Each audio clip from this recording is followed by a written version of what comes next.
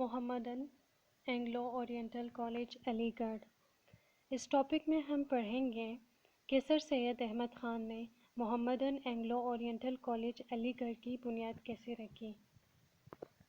First paragraph ہے ہمارے پاس، سر سید Ahmad Khan educational establishment. سر سید مسلمانوں کی معاشی اور تعلیمی مقام بہتر کرنا چاہتے تھے، اسی لیے اس کا بہترین طریقہ ان کو مغربی تعلیم دلانے سے ہی ممکن تھا۔ انہوں نے 1859 میں مراد آباد میں مدرسہ کھولا اور 1864 میں غازی آباد میں بالکل ایسے ہی دوسرا مدرسہ بنایا۔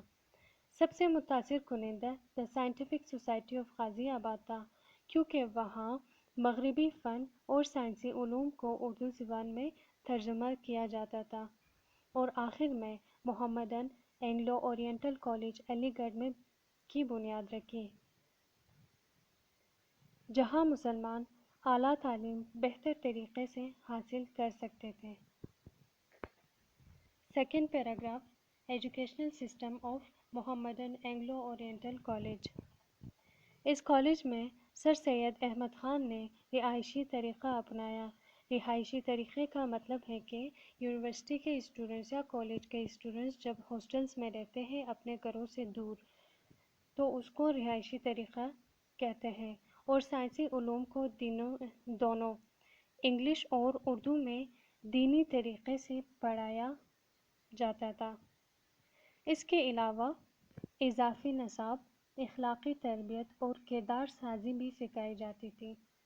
معاشرے میں آزاد سوچ کو ترجیح دی گئی اور سیڈن کلب کو مد نظر رکھ کے اسٹوڈنٹس کو لیڈرشپ اسکل اور عوامی خطابت سکھائی جاتی تھی۔ تھرڈ پیراگراف ہے ہمارے پاس، Mohammedan Anglo Oriental college uniform.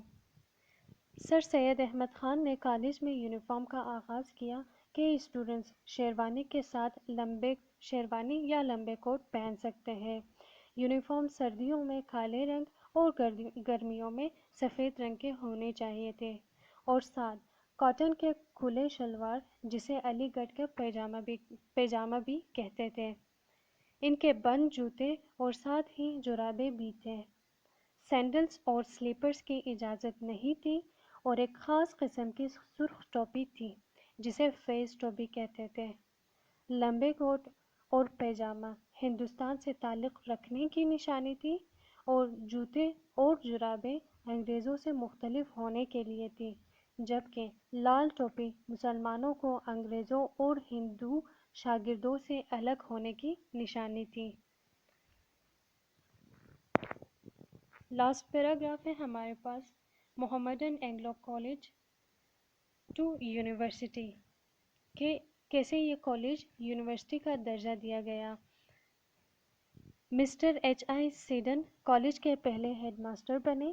وقت کے ساتھ اس کالج کے اسٹوڈنٹس اپنے بہترین کارکردگی سے جانے جاتے تھے۔ بالآخر 1920 میں کالج کو یونیورسٹی کا درجہ دیا گیا اور وہاں کا عہدہ بیگم سلطان جہاں نے سنبھالا۔ ان کا عہدہ 1920 سے 1930 تک تھی، اور یہاں تک کہ وہاں کے شاگرد علی گڑھ کے جو شاگرد تھے وہ بعد میں جنگ آزادی 1947 کی جنگ آزادی میں انہوں نے بڑھ چڑھ کر حصہ لیا۔ تو یہ تھا آج کا ہمارا ٹاپک۔ Thank you students.